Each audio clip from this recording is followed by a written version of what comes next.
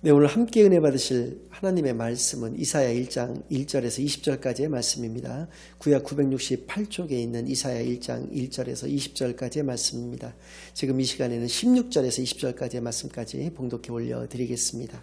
너희는 스스로 씻으며 스스로 깨끗하게 하여 내 목전에서 너희 악한 행실을 버리며 행악을 그치고 선행을 배우며 정의를 구하며 학대받는 자를 도와주며 고아를 위하여 신원하며 과부를 위하여 변호하라 하셨느니라.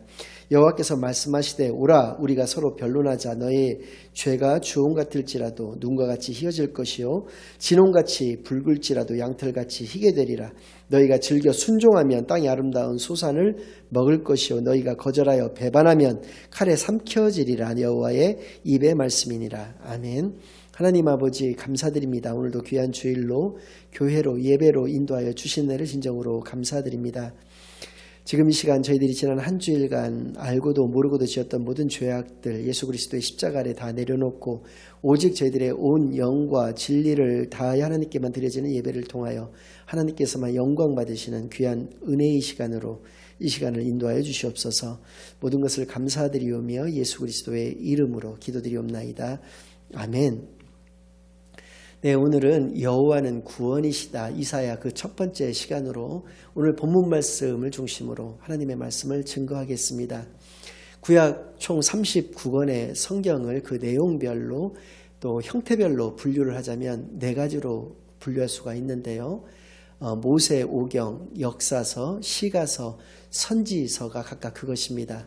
그 중에서 이사야서는 선지서 17권의 선지서인데요. 17권의 선지서 중에서 맨 처음에 나오는 성경입니다. 그만큼 중요하다는 것을 의미하고 있는데요. 오늘 여러분들과 함께 이 말씀을 중심으로 해서 그 귀한 하나님의 뜻을 살피는 시간을 갖겠습니다. 먼저 1절 말씀입니다. 유다왕 우시야와 요담과 아하스와 히스기야 시대의 아모스의 아들 이사야가 유다와 예루살렘에 관하여 본 계시라.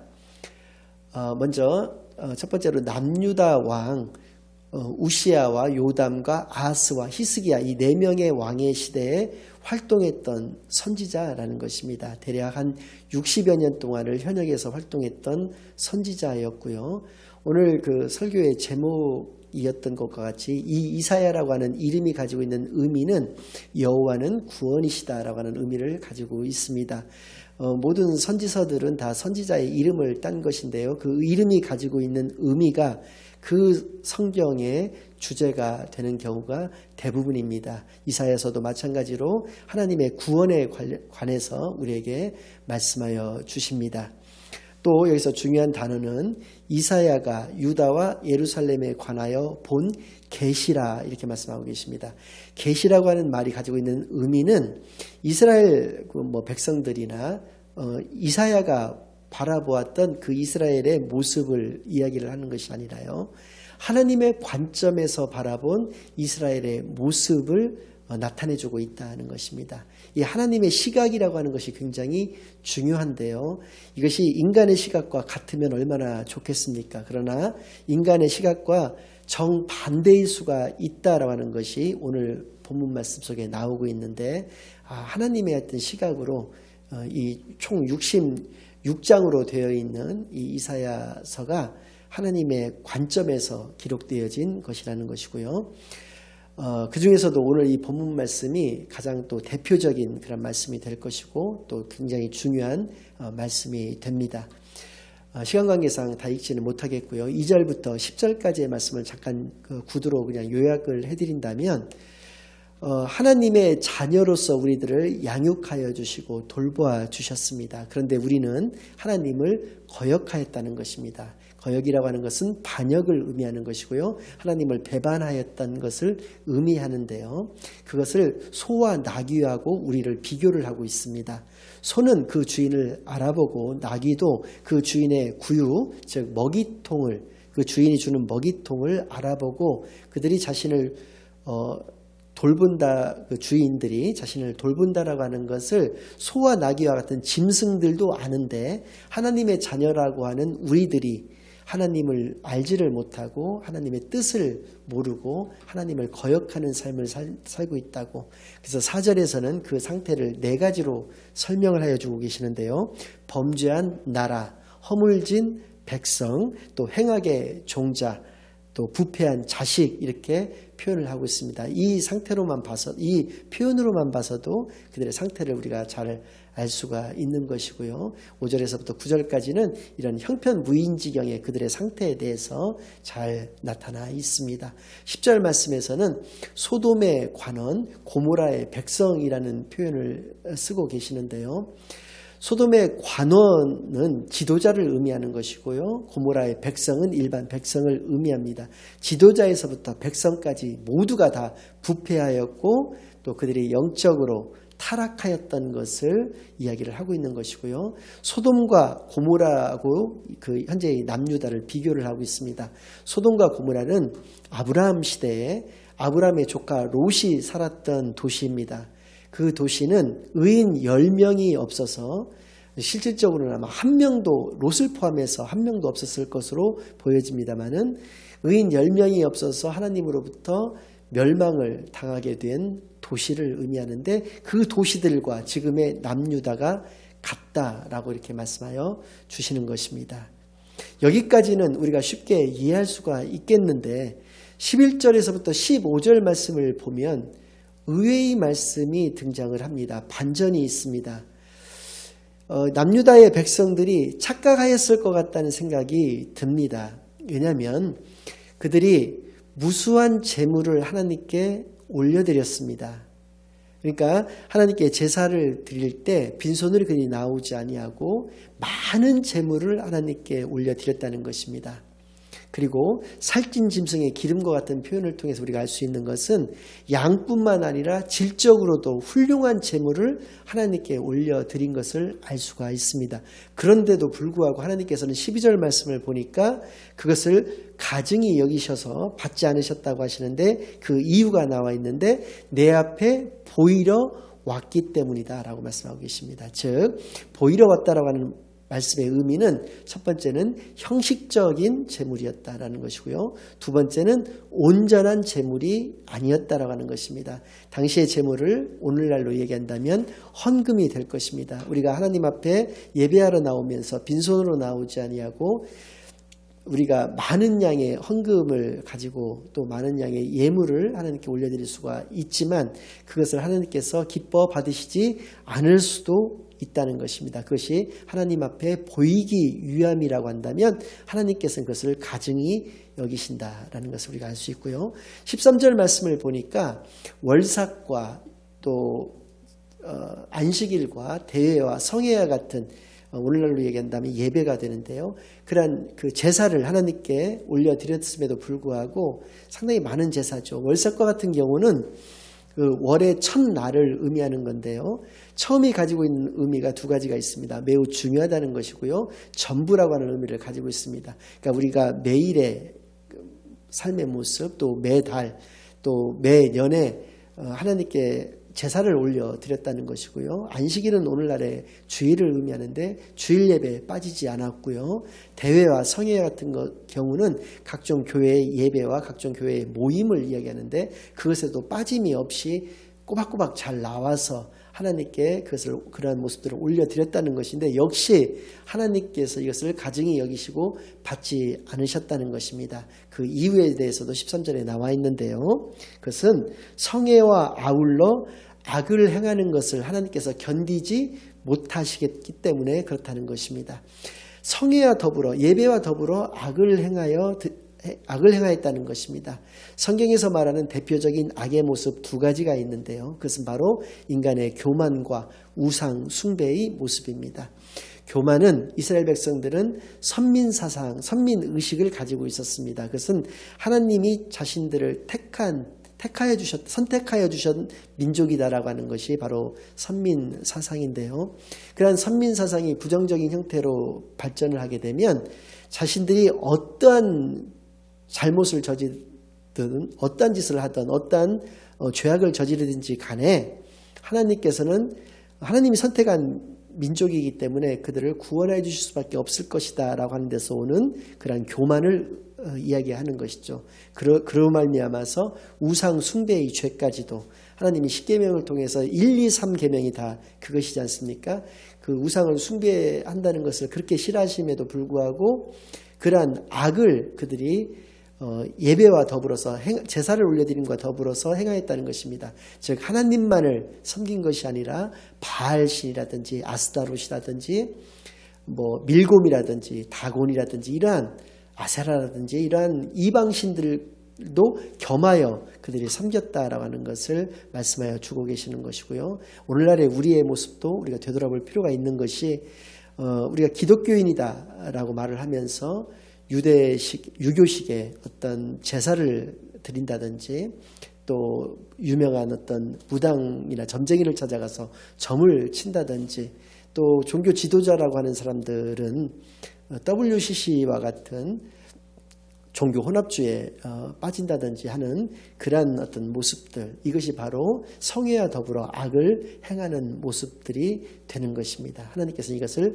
가증히 여기신다는 것을 우리가 알 수 있고요.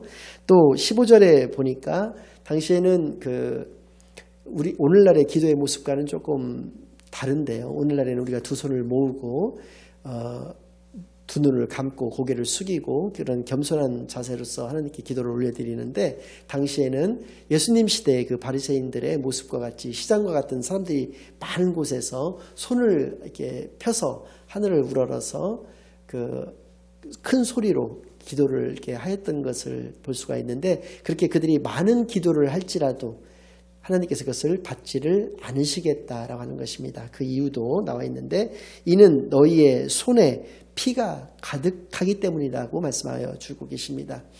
율법의 정신은 사랑입니다.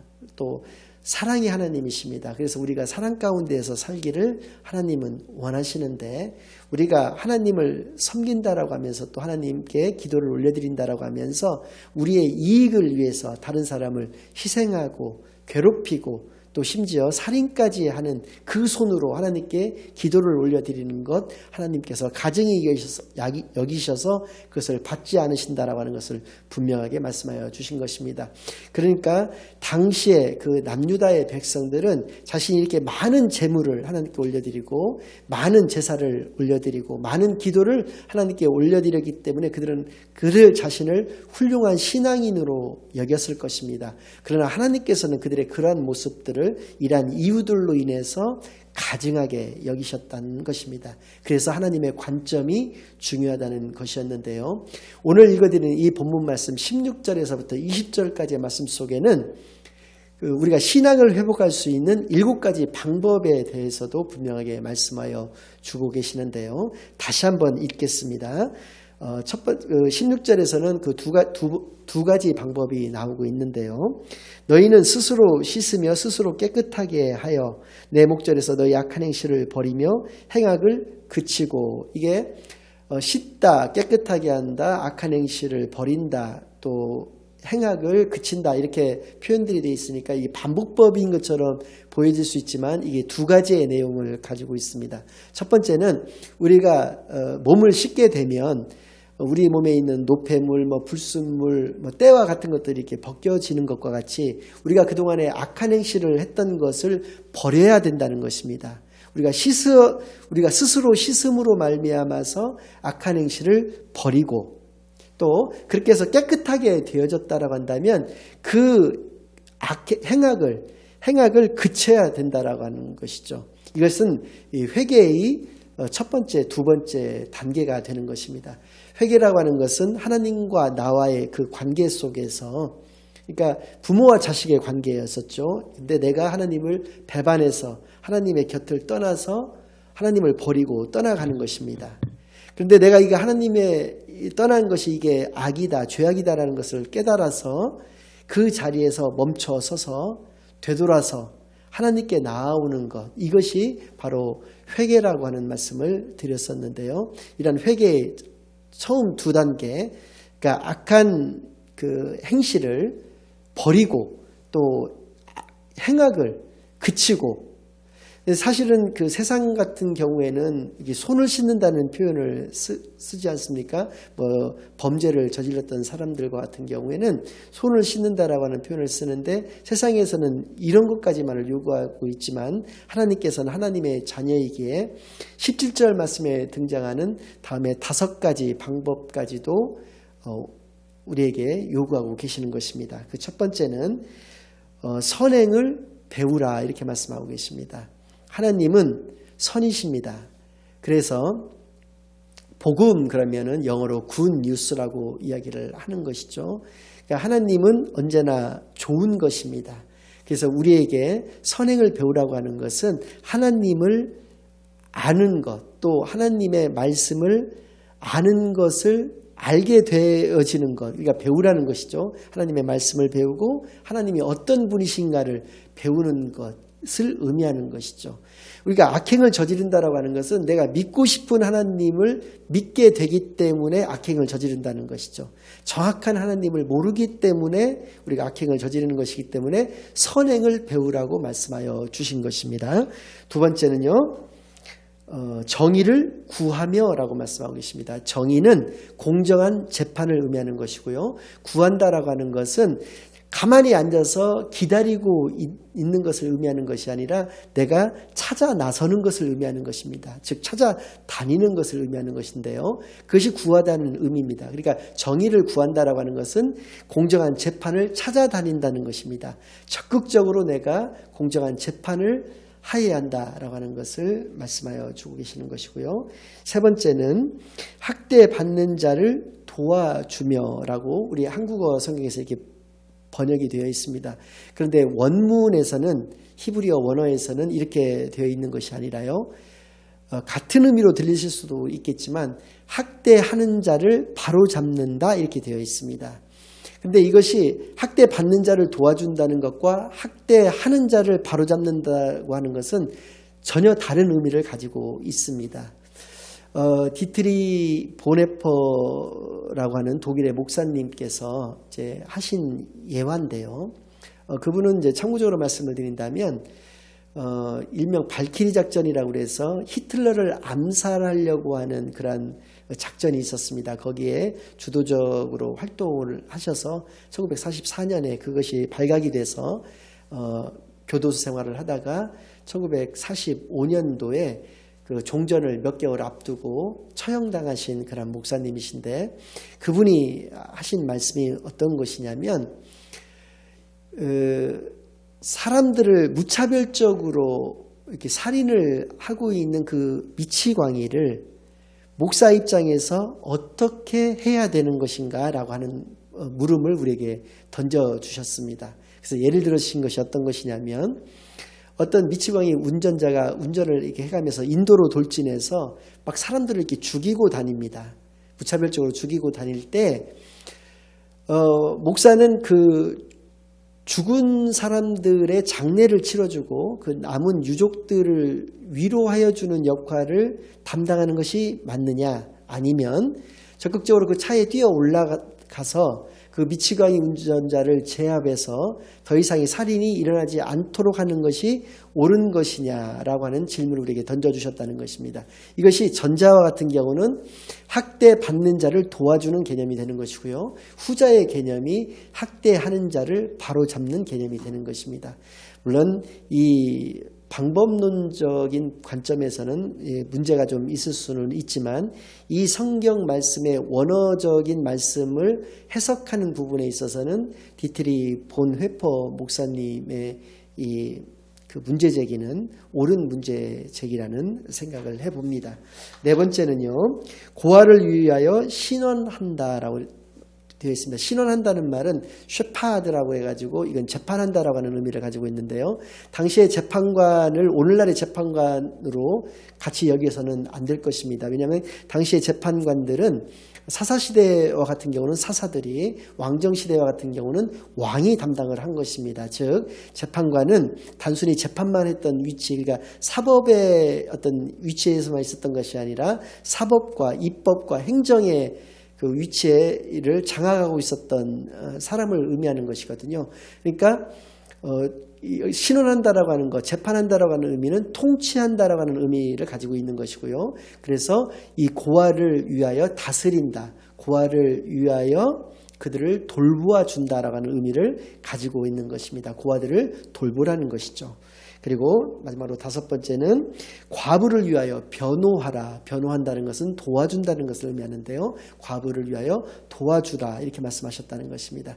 그러니까 앞서서 말씀드렸던 두 가지는 어떠한 것이었냐면 스스로 씻어서 우리의 악한 행실을 버리고 또 우리가 깨끗하여졌다라고 한다면 우리의 행악을 그치고 그 이후에 선행을 배우며 정의를 구하며 학대받는 자를 도와주며 원어적으로는 학대하는 자를 바로잡으며 고아를 위하여 신원하며 과부를 위하여 변호하라고 하는 이 7가지 우리가 신앙을 회복할 수 있는 방법을 우리에게 알려주신 것입니다. 그래서 18절에서 20절까지의 말씀 속에는 그렇게 하였을 때 두 가지의 모습이 그려지고 있는데요. 먼저 18절을 읽어드리면 여호와께서 말씀하시되 오라 우리가 서로 변론하자.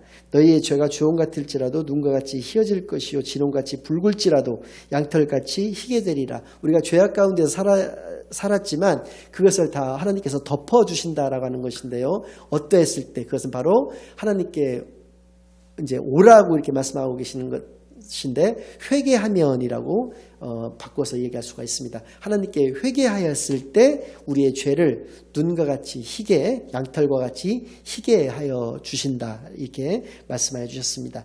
그랬을 때 19절 말씀을 보면 너희가 즐겨 순종하면 즐겨 순종하다는 것은 자발적이고 능동적으로 순종한다는 것이죠. 하나님의 말씀을 지켜 행하는 것을 말씀하고 계시는데요.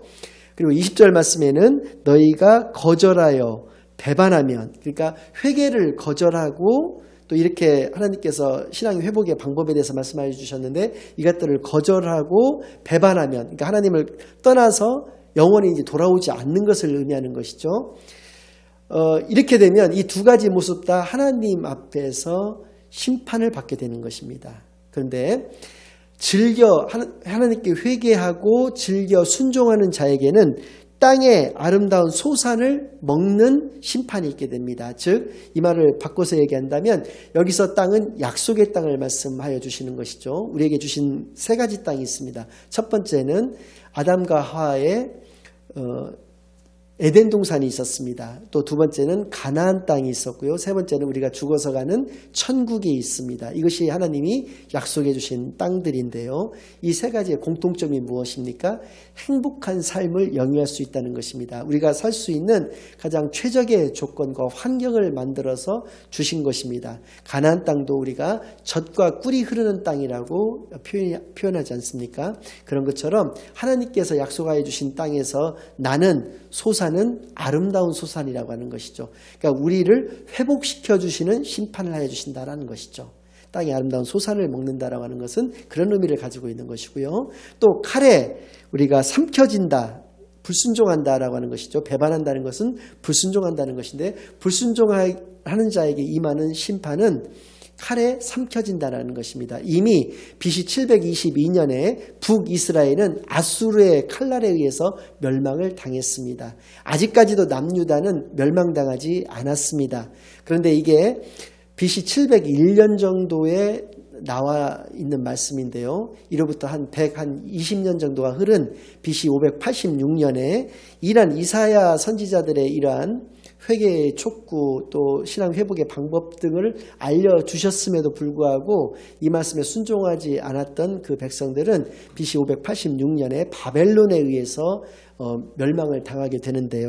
그것을 말씀하여 주시고 계시는 것입니다. 즉 우리는 심판받게 된다. 멸망의 심판을 받게 된다라고 하는 것을 우리에게 말씀하여 주신 것입니다. 결론을 말씀드리겠습니다. 우리가 예배의 개혁을 이야기합니다. 또 다른 말로 기독교의 개혁을 이야기합니다. 그것이 무엇입니까? 오늘 본문에서 나오는 바와 같이 더 정성껏 준비한 예물입니까? 더 정성껏 준비하는 예배입니까? 더 정성껏 올려드리는 기도가 그 개혁이 되겠습니까? 물론 이러한 것들도 개혁의 대상이 되고 반드시 개혁해야 될 것들입니다. 그러나 그에 앞서서 반드시 우리에게 필요한 것은 교회 밖 세상에서의 우리의 삶의 모습이 거룩하신 하나님의 거룩한 그 자녀의 모습이냐 아니냐에 달려 있다라고 하는 것이죠. 그 모습, 그리고 그 모습은 하나님의 사랑을 가지고 하나님을 온전히 사랑하고 나의 이웃을 도우면서 온전히 사랑하는가에 달려 있다는 것을 반드시 기억하여서 이러한 하나님이 원하시는 우리의 삶의 모습으로서 살아가시는 저와 여러분이 되시기만을 예수 그리스도의 이름으로 간절히 축원합니다. 아멘. 이제는 우리 주 예수 그리스도의 은혜와 아버지 하나님의 극진하신 사랑과 성령 하나님의 내주인도 역사 교통하심이 하나님의 사랑을 가지고 하나님을 온전히 사랑하며 나의 이웃을 온전히 사랑하는 크리스찬의 삶을 살아가겠다고 다짐하고 결심하고 돌아가는 모든 성도님들의 머리 위에와 그들의 가정 위에 이제로부터 영원까지 함께하여 주옵시기만을 간절히 축원하옵나이다. 아멘.